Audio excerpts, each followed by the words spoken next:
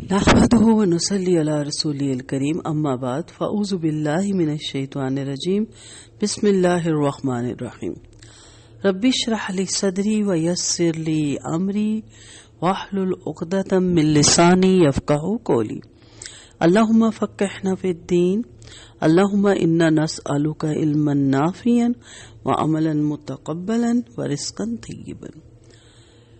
نماز کے سلسلے کے جو ہمارے لیکچر ہیں اس پہ ہم سورۃ فاتحہ کی آیت ایاک نعبد و ایاک نستعین کے بارے میں اپنی استطاعت کے مطابق سمجھنے، جاننے اور عمل کی کوشش کر رہے ہیں۔ پہلے حصے پہ میں نے مختصر سی بات کی بندگی کی، غلامی کی۔ آج ہم بات کرتے ہیں نستعین کی۔ بندہ جس کا غلام ہوتا ہے، جو اس کا آقا ہوتا ہے، وہ غلام اپنے آقا ہی سے اپنے دکھ شیئر کرتا ہے اور اپنی پرابلم بتاتا ہے اور اپنے آقا ہی سے مانگتا ہے۔ آقا اس کی جتنی ضرورتیں پوری کرتا ہے، اس پہ راضی رہتا ہے، لیکن جب اس کو کبھی زندگی میں اور چاہیے ہوتا ہے، کوئی مسئلہ ایسا اس سے ہوتا ہے تو وہ اپنے آقا ہی سے مانگتا ہے۔ اگر کوئی غلام اپنے آقا کو چھوڑ کے اور کسی اور آقا سے جا کے مانگے تو اس کا یہ مطلب ہے کہ اس کا اپنا آقا اچھا نہیں، اس پہ رحم نہیں کرتا، اس کا خیال نہیں رکھتا، اس کی ضرورتوں کو پورا نہیں کرتا، اس لیے مجبوراً اس کو دوسرے آقا سے جا کے مانگنا پڑا۔ یا دوسری صورت میں آقا تو بہت اچھا ہے لیکن اس کی نیچر میں ہے کہ یہ دوسرے آقا کو بھی شریک کرتا ہے اپنے آقا کے ساتھ اور اس سے جا کے مانگتا ہے۔ دونوں صورتوں میں اس غلام کے ساتھ کیا معاملہ ہونا چاہیے کہ آقا کی ناراضگی کا بھی سبب اور آقا اس کو اپنی غلامی سے نکال بھی سکتا ہے، سزا بھی دے سکتا ہے اور یہ در در کی ٹھوکریں پھر کھا سکتا ہے۔ یہ بتانے کا مقصد کیا ہے کہ ہم اپنے رب کے غلام ہیں، اپنے اللہ کے غلام ہیں۔ عقل مند صحیح جگہ سے مانگتا ہے نا۔ آپ خواتین ہیں، میں آپ سے سمپل سی بات کرتی ہوں، آپ نے کپڑے سلوانے ہیں اور آپ چلے جائیں لیدر کی مشینوں میں اور جا کے کہ ہمارا سوٹ سی دے تو کہیں گے یہاں تو بیوی جیکٹیں بنتی ہیں، کپڑے نہیں بنتے۔ چلیں آپ نے لینے ٹماٹر ہیں اور آپ جوتوں کی دکان میں چلی جائیں تو وہ کہیں گے یہ جوتوں کی دکان ہے، یہاں ٹماٹر نہیں ملتے۔ ایسا ہی ہے نا، آپ کہیں گے کیسی باتیں کر رہی ہیں آپ، ایسا کیسے ہو سکتا ہے؟ تو پھر اللہ کے معاملے میں ایسا کیوں ہو رہا ہے؟ جب رازق، مالک، شافی، غوث، داتا، غنی، مشکل کشا، لجپال سب رب کی ذات ہے تو پھر یہ دوسروں کے ٹھکانوں پہ جا کے ہم کیسے مانگ سکتے ہیں؟ اگر ٹماٹر والا بوٹ نہیں رکھ سکتا اور بوٹ والا ٹماٹر نہیں رکھ سکتا تو یہ اللہ کی تخلیق، اللہ کی مخلوق جو اس نے بنائی ہے وہ کیسے اللہ کے اختیارات اپنے پاس رکھ سکتے ہیں؟ اور رب نے دیے بھی نہیں۔ کوئی ہمیں ایسی حدیث دلیل نہیں ملتی، کوئی آیت نہیں ملتی جس میں اللہ تعالیٰ نے اپنی یہ تمام صفات ان کو دے دی ہو۔ تو توحید کی 3 قسمیں ہیں۔ توحید ربوبیت پہلی قسم، اس پر سب کا اتفاق ہے۔ اس کا مطلب ہے کہ اس کائنات کا خالق، مالک، رازق اور مدبر صرف اللہ تعالیٰ ہے۔ ربوبیت یعنی اللہ کے افعال پر بہت کم جھگڑا ہوا ہے۔ ظاہر ہے اللہ نے جو بنایا سورج، چاند، ستارے اس کے افعال ہیں۔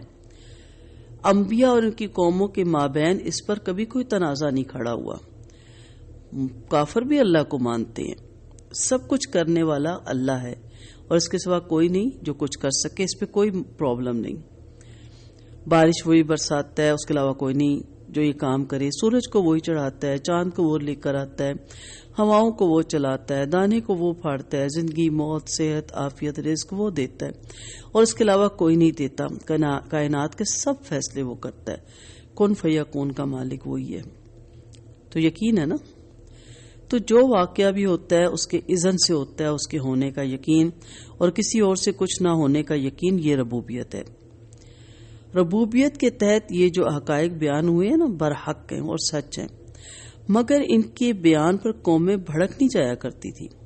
بڑا آسان ہے نا، آپ صرف ربوبیت کو اگر خدا نخواستہ صرف توحید ربوبیت کو پکڑ لیں اور باقی اگلی صفات ہم دیکھیں گے تو کوئی مسئلہ نہیں تھا۔ تخلیق، تدبر، کائنات، قدرت اور تعریف ربوبیت کے موضوعات میں سے ہیں۔ تخلیق، تدبیر کائنات، قدرت اور تعریف۔ مشرکین بھی بالعموم اس کے منکر نہیں ہیں، البتہ جس بات کو سننا وہ کسی صورت گوارا نہیں کرتے تھے وہ یہ تھی کہ اللہ کے سوا پوجا کسی کی نہیں ہوگی۔ وہ جس بات کو سن کر مشتعل ہو جاتے تھے وہ یہ تھی کہ وہ سب دستور جو ان کے ہاں رائج چلے آئے تھے اور وہ سب قاعدے اور ضابطے جن کو وہ نسل در نسل حرف آخر مانتے چلے آئے تھے کل عدم ٹھہرائے جائیں، اور یہ حاکمانہ حیثیت صرف اس شریعت کو حاصل ہوگی جو نبی کریم صلی اللہ علیہ وسلم پر اللہ کی جانب سے نازل کی گئی کہ انسانی زندگی اور انسانی معاشرہ اس کی اطاعت اور پیروی کے پابند کر کے رکھے جائیں۔ وہ جس بات کو سننا گوارا نہیں کرتے تھے وہ یہ تھی کہ ان کے اس جہاں میں بڑائی اور تعظیم اللہ کے سوا اور کسی کی نہیں ہوگی، اور اللہ کے سوا کسی اور کی نہ سنی جائے گی۔ یہ پوجا پاٹ، یہ اطاعت اور تکبیر، یہ سجدہ اور یہ رکوع، یہ دعا اور یہ فریاد اور یہ توکل جس کی بابت فرمایا گیا قبر علی المشرکین ما تدعوہم الیہ، مشرکوں پر یہ وہ بات بڑی گرا گزرتی ہے جس کی طرف تم ان کو دعوت دیتے ہو۔ اگر نبی کریم صلی اللہ علیہ وسلم صرف اللہ اللہ کرتے جیسے آج کل ہمارے دیندار لوگ ہیں، تسبیحات پڑھتے، نوافل کی کثرت کرتے، حج عمرے کرتے، تو ان سے بڑی کوئی ان کے نزدیک شخصیت ہی نہ ہوتی۔ مسئلہ کہاں کھڑا ہوتا ہے؟ جہاں شرک کی تردید کی جائے، جہاں اٹھ کے کہا جائے کہ یہ جو آپ اللہ کے سوا سجدہ کر رہے ہیں یہ سب شرک ہے۔ تو ہم اس آیت کو سمجھنے کی کوشش کر رہے ہیں کہ نماز میں ہم کم از کم 50 اور زیادہ سے زیادہ 55 یا 60 دفعہ ہم اس بات کا اقرار کرتے ہیں کہ اللہ ہم تیرے بندے اور ہم کسی اور کے در پہ نہیں جائیں گے، ہم صرف اور صرف تجھی ہی سے مانگیں گے۔ اب آتے ہیں توحید الوہیت۔ اس کا مطلب ہے کہ عبادت کی تمام اقسام کا مستحق صرف اللہ تعالیٰ کی ذات ہے، نہ صرف تمام روزے، زکوٰۃ، حج، بلکہ دعا، التجا کرنا، اس کے نام کی نظر و نیاز، اس کا طواف کرنا، اس سے طمع اور خوف رکھنا وغیرہ بھی عبادت ہے۔ الوہیت کا موضوع اللہ کو فاعل حقیقی منوانا نہیں کرنے والا بلکہ معبود حقیقی منوانا ہے، عبادت کے لائق ہستی۔ جھگڑا اللہ کے فاعل حقیقی ہونے پر نہ تھا کہ سب کچھ اللہ نے بنایا وہ فاعل ہے، بلکہ معبود حقیقی ہونے پر تھا کہ وہ تمام عبادت کے لائق صرف اور صرف اللہ کی ذات ہے۔ قبر پرستی کے مرض میں مبتلا عوام اس توحید الوہیت میں شرک کا ارتکاب کرتے ہیں، تو وہ لازماً اپنی نمازوں کو چیک کریں جو نماز کے باوجود شرک اکبر، شرک اصغر اور ہر طرح کا شرک چھوڑنے کو تیار نہیں ہے۔ انہیں سوچنا چاہیے کہ میں پھر نماز میں اپنے رب سے کیا عہد تجدید کر رہی ہوں، کیا ایمان کی تجدید کر رہی ہوں اگر میں شرک نہیں چھوڑ رہی، اگر میں نماز کے باوجود جتنی توہمات، خرافات، وہمات، بدعات اور جتنی شرک کی اقسام ہیں اگر میں ان کو نہیں ان کی تجدید کر رہی تو پھر یہ تجدید ایمان نہیں ہے، یہ نعوذ باللہ جھوٹ ہے جو ہم دن میں 50 یا 60 دفعہ اپنے اللہ سے بولتے ہیں۔ ہمیں خود نہیں پتا ہوتا کہ ہم نماز کے بعد کسی اور کے در پہ بھی ابھی چادر چڑھانی ہے، ابھی کسی اور کی نظر و نیاز بھی دینی ہے، کسی اور کی قبر پہ دیا بھی جلانا ہے، کسی اور کا دن آ گیا تہوار بھی منانا ہے، تو پھر ہمیں معلوم ہی نہیں کہ ہم نماز میں کیا پڑھتے ہیں۔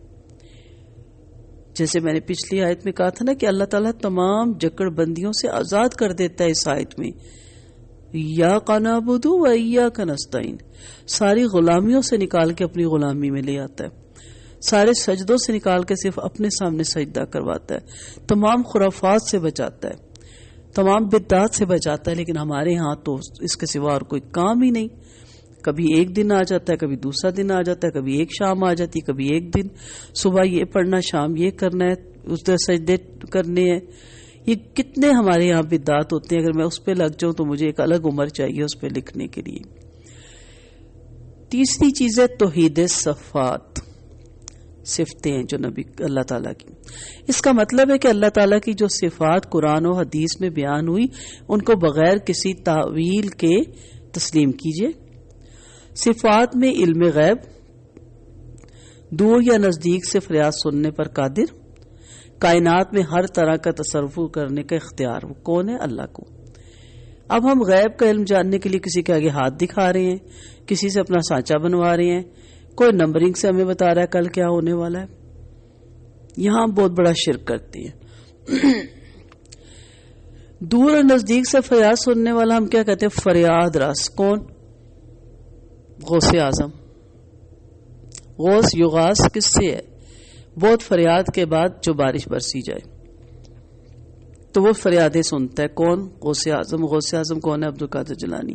اس قسم کا عقیدہ رکھنے والے کس طرح توحید صفات میں شرک نہیں کرتے؟ وہ کہتے نہیں ہم نے کبھی شرک نہیں کیا. وہ اس کو شرک سمجھتے ہی نہیں. کائنات میں ہر طرح کا تصرف آپ ذرا پڑھیں جنید بغدادی کے بارے میں انہوں نے کیا لکھا ہوا ہے، اور عبد القادر جیلانی کے بارے میں آپ تذکرۃ الاولیاء پڑھیں، عقل دھنگ رہ جاتی ہے. رابعہ بصری کے بارے میں پڑھیں. سارا کنٹرول تو ان کا تھا، پھر نعوذ باللہ اللہ تعالیٰ کی ذات کہاں ہے؟ کل کنٹرول ان کے ہاتھ میں. وہ کہیں تو کعبہ گھوم جائے انہیں، وہ کہیں تو نعوذ باللہ کعبہ ان کا طواف کرنے آ جائے. آپ ذرا پڑھیں، آپ کی عقل گھوم جائے.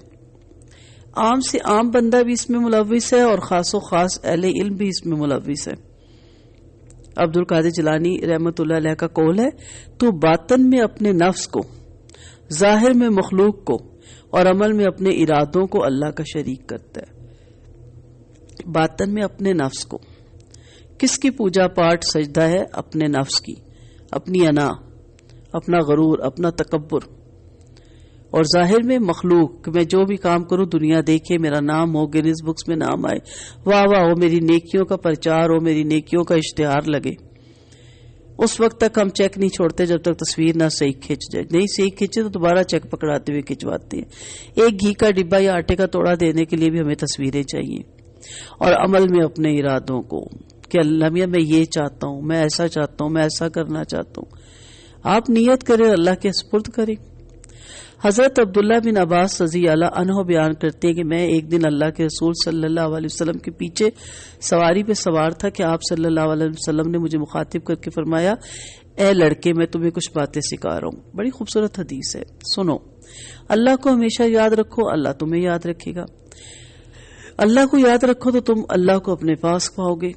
جب بھی سوال کرو اللہ ہی سے کرو، اور جب بھی مدد مانگو اللہ ہی سے مانگو. یاد رکھو کہ اگر ساری دنیا جمع ہو جائے اور تمہیں کوئی فائدہ پہنچانا چاہے تو جو کچھ اللہ نے تمہارے مقدر میں لکھ رکھا ہے اس کے علاوہ تمہیں کوئی فائدہ نہیں پہنچ سکتا. اور اگر ساری دنیا جمع ہو کر تمہیں کوئی نقصان پہنچانا چاہے تو جو اللہ نے تمہارے مقدر میں لکھ دیا ہے اس کے علاوہ تمہیں کوئی نقصان نہیں پہنچا سکتا. اس حدیث پہ میں نے جو بچوں کی تربیت کے لیکچر ہے کافی تفصیل سے بتایا تھا کہ اپنی اولادوں کو کیا تربیت کریں. کسی کو اگر وہ لیکچر سننا ہو تو ضرور سنیں. تو کہنے کا مقصد کیا ہے کہ توحید یہ ہے کہ خدا حشر میں کہہ دے یہ بندہ دو عالم سے خفا میرے لیے ہے. اللہ کے سوا کوئی معبود برحق نہیں. وہ الویت کی صفات کمال میں منفرد ہے. اس کلمے کی روح یہ ہے کہ اللہ سبحانہ تعالیٰ ہی کو تنہا رب مانا جائے. وہی اللہ واحد ہے. محبت، جلال، تعظیم، خوف اور امید اور ان کے جو بھی توابع یعنی جو اس کے انڈر آتے ہیں سب کا مالک اللہ ہے. یعنی توکل، انابت، رغبت اور خوف سب اسی کے لیے خاص ہے. اس کے سوا کسی سے محبت نہ ہو. ساری محبتیں اسی کی محبت کے تابع ہوں اور ان سے اس کی محبت میں اضافہ ہوتا ہو. اس کے سوا نہ کسی کا خوف ہو، نہ امید ہو، نہ اس کے علاوہ کسی پر توکل ہو، نہ رغبت ہو. قسم اس کے نام کی کھائی جائے، نظر صرف اسی کی مانی جائے، توبہ اسی سے کی جائے، حکم اس کا مانا جائے، ثواب کی امید اسی سے ہو، پناہ اسی کی پکڑی جائے، سجدہ اسی کو کیا جائے، ذبیحہ اس کے لیے ہو اور اسی کا نام کیا جائے. اور ان پر تمام باتوں کا جامعہ یہ کلمہ ہے کہ عبادت کی تمام تر اقسام صرف اور صرف اسی کے ساتھ خاص ہو. لیکن جو وسوسے کا دوست ہے وہ اللہ کی ذات کو کب دیکھ سکتا ہے؟ جب سب کچھ رب نے کرنا ہے تو پھر پریشانی کس بات کی ہے؟ نستعین، ہم تجھ سے مدد چاہتے ہیں. عقل مند انسان صحیح جگہ سے صحیح چیز طلب کرتا ہے. غلام آقا کو چھوڑ کر دوسرے آقا کے پاس جائے تو بغاوت ہے. ہاں دنیاوی کاموں کے لیے دنیاوی اسباب استعمال کرنا شرک نہیں کہ مجھ سے بڑا ٹیبل نہیں اٹھایا جاتا، آپ سے کو آئیں میرے ساتھ ہیلپ کریں، یہ شرک نہیں ہے، یہ دنیاوی کام ہے. لیکن چند ایسے امور ہیں جو حقیقت میں شرکیاں اور حرام ہیں، لیکن اکثر لوگ انہیں شرک سمجھتے ہی نہیں، اور ان میں سے زیادہ کا تعلق زبان کے کلمات سے ہے. مثلا یہ کہنا کہ میں اللہ کی اور تیری پناہ پکڑتا ہوں، میں اللہ پر اور تجھ پر توکل کرتا ہوں. ایک شخص نے نبی کریم صلی اللہ علیہ وسلم سے کہا اللہ اور رسول کے حوالے، یا جو اللہ اور اس کا رسول چاہے، کچھ ایسے الفاظ تھے. تو آپ صلی اللہ علیہ وسلم نے روکا کہ مجھے اللہ کے برابر نعوذ باللہ ٹھہراتے ہو، تم صرف کو جو اللہ چاہے. تو ان کلمات سے بھی، اٹھتے ہوئے یا علی مدد، بیٹھتے ہوئے یا غوث، ان کلمات سے بھی بچے. اور یہ ایسا کہنا کہ مرغی شکر ہے گھر میں کتا تھا، وہ نہ ہوتا تو چور آج آ ہی گئے تھے. کتا نہیں بچاتا، اللہ کی ذات صرف بچاتی ہے. بلیاں کتوں پہ ہمارا بھروسہ ہے، نعوذ باللہ اللہ پہ ہمارا بھروسہ نہیں. ہر چیز پہ کہ اللہ یہ تیری طرف سے ہے، یہ نہ کہ اللہ اور تیری طرف سے. یہ بھی نہ کہ میرے اللہ کے سوا اور تو ہمارے سوا کوئی نہیں. ہم کہتے ہیں نا اوپر اللہ کے بعد تم ہی ہمارا سہارا ہو، نہیں، صرف اللہ ہمارا سہارا ہے. اور آسمان میں میری اللہ اور زمین میں تو ہے، اس سے بچیں. اگر اللہ اور فلانا ہوتا تو میں اسلام سے بری تھا، اس سے بچیں. یا ہائے زمانے کی ناکامی، اس میں وہ سارے کلمات داخل ہیں جس میں زمانے کو گالی دی جاتی ہے. جیسے کتنا برا زمانہ ہے، کتنا منحوس وقت ہے، نیکی کا زمانہ ہی نہیں، زمانہ بڑا غدار ہے. یہ سب شرکیہ کلمات ہے. زمانہ کس نے بنایا؟ اللہ نے بنایا. اللہ نے حدیث قدسی ہے کہ زمانے کو برا مت کو. زمانے کو گالی دینا نعوذ باللہ اللہ کو گالی دینا ہے. جس نے زمانے کو پیدا کیا، جو طبیعت چاہی، اسی طرح وہ سارے نام جو غیر اللہ کی طرف عبد کی اضافت کی گئی، مثلا عبد المسیح، عبد النبی، عبد الرسول، عبد الحسین، یہ سارے نام بھی شرکی ہیں. اس سے بھی بچے. نبی کا بندہ نہیں، اللہ کا بندہ. بڑے گناہوں میں شرک کبیرہ گناہ ہے. اللہ سب گناہوں کو معاف کر دے گا مگر شرک کو کبھی معاف نہیں کرے گا. شرک کے لیے بڑی بڑی سزائیں ہیں. مرنے کے بعد قبر میں عذاب کے فرشتے ان کو گز ماریں گے جن سے ان کی ہڈیاں ریزہ ریزہ ہو جائیں گی، اور ایسے زہریلے سانپ بچھو ان کو کاٹے اور ڈنگ ماریں گے کہ وہ اگر ایک مرتبہ زمین پہ پھونک مارتے تو ان کے زہر کی وجہ سے قیامت تک زمین پر کوئی سبزہ نہ ہوگا. اور خود قبر بھی ایسی بری طرح دبوچے گی کہ تمام پسلیاں ٹوٹ کر ادھر سے ادھر نکل جائیں گی، اور جہنم کی طرف کھڑکی کھول دی جائے گی جس سے گرم لو آئے گی، اور قیامت میں دوزخ کی آگ میں ہمیشہ جلیں گے. سانپ بچھو کاٹیں گے، پیپ لہو اور اتنا گرم کھولتا ہوا پانی پینے کو ملے گا کہ لبوں تک پہنچتے ہی اوپر کا اونٹ اس قدر سوکھ کر سکڑ جائے گا کہ ناک اور آنکھیں ڈھلک جائیں گی، اور نیچے کا اونٹ سوج کر سینے اور ناف تک پہنچ جائے گا. زبان جل جائے گی، حلق میں اترتی پھیپڑے، معدے اور آنتوں کے ٹکڑے ٹکڑے نکال دے گی، اور کھانے کو زکوم تھوڑ دیا جائے گا جو کھاتے گلے میں پھنس جائے گا. اسی طرح دوزخ کی آگ میں ہمیشہ جلتے رہیں گے. روئیں گے، شور مچائیں گے مگر بے فائدہ ہوگا. ان سے کہا جائے گا کہ دنیا میں تم ایک خدا کو نہیں مانتے تھے، اس لیے یہ سزا تمہیں مل رہی ہے. اگر ایک اللہ کو مانتے تو یہ سزا نہ ملتی. اللہ تعالیٰ نے قرآن مجید میں فرمایا سورۃ نساء میں، ان اللہ لا یغفر ان یشرک بہ ویغفر ما دون ذلک لمن یشاء. اللہ شرک کو ہرگز معاف نہیں فرمائے گا اور اس کے علاوہ جس کو چاہے گا معاف فرمائے گا. سورۃ لقمان میں بھی اللہ تعالیٰ کا فرمان ہے، ان الشرک لظلم عظیم. یقیناً شرک بہت بڑا ظلم ہے. آدمی کا اشرف المخلوقات ہونا شرک کی تردید کے لیے سب سے بڑی دلیل ہے. نوعیت میں انسان سے بڑھ کر کون سی مخلوق ہے جس کے سامنے یہ جھکے؟ اور اللہ تعالیٰ نے شرک کرنے والوں پہ جنت حرام کی. معلوم ہوا کہ شرک ایسی بری چیز ہے جس سے جنت حرام ہو جاتی ہے اور دوزخ واجب ہو جاتی ہے.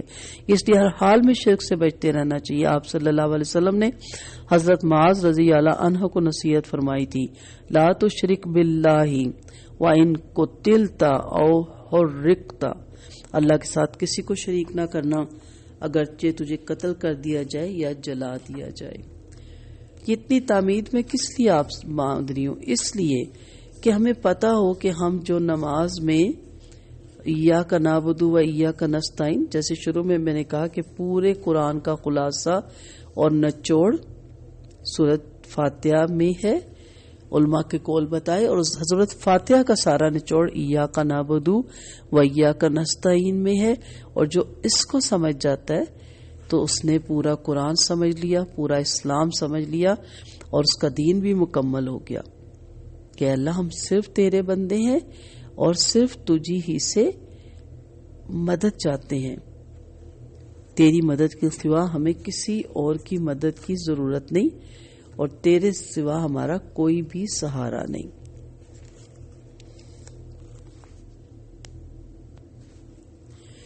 خلاصہ کیا ہے؟ یہ بندے کا اللہ کے ساتھ ایک عہد ہے، سب سے بڑا قول و اقرار ہے کہ اللہ عبادت صرف آپ کی کریں گے اور مانگیں گے بھی صرف آپ ہی سے۔